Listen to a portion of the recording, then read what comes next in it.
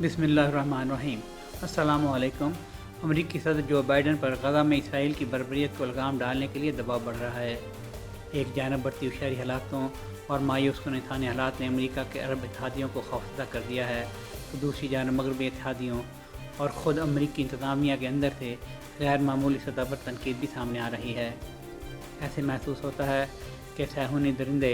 गज़ा की दलदल में फंस गए हैं, जहाँ इंसानियत बमबारी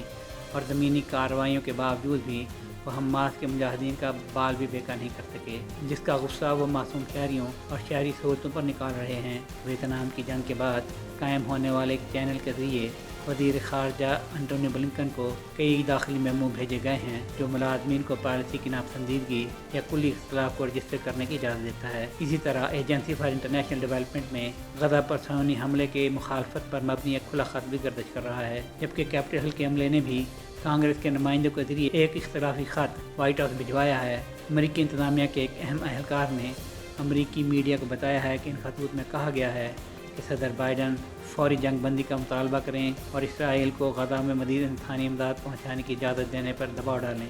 अरब अमेरिकन इंस्टीट्यूट, जो एक एडवोकेसी ग्रुप है, का कहना है कि तनाज़ा के आगाज़ के बाद से डेमोक्रेटिक पार्टी के लिए अरब अमरीकियों की हमायत 2020 में 59% से घटकर अब सिर्फ 17% रह गई है, और गुज़श्ता 30 सालों में ये पहली बार होगा कि डेमोक्रेट्स अरब अमरीकी वोटरों की पसंद की पार्टी नहीं होंगे। अमेरिका की इसराइल के लिए हमायत को अमरीकी सफारती हलकों में भी मशरिक़ वस्ती में जमहूरियत की ढाल के अमरीकी नज़रिए का शाखसाना करार दिया जा रहा है। अब अमूमी तौर पर ख्याल किया जाता है कि यह नज़रिया टूट फूट का शिकार है, क्योंकि एक तरफ ईरान खित्ते में सऊदी अरब, उर्दन और मुत्तहिदा अरब इमारात समेत दीगर मुल्कों के साथ अपनी दोस्ती को वसी कर रहा है, तो गज़ा में इसराइली तबाहकारी की मुसलसल हमायत की वजह से जो बाइडन के लिए सबसे ज़्यादा फिक्रमंदी की बात मुल्क के अंदर है, जहाँ सर्वे के मुताबिक 68% अमरीकियों की जानब से जंग बंदी की हिमायत और डेमोक्रेट्स की पॉलिसी की मुखालफत की गई है।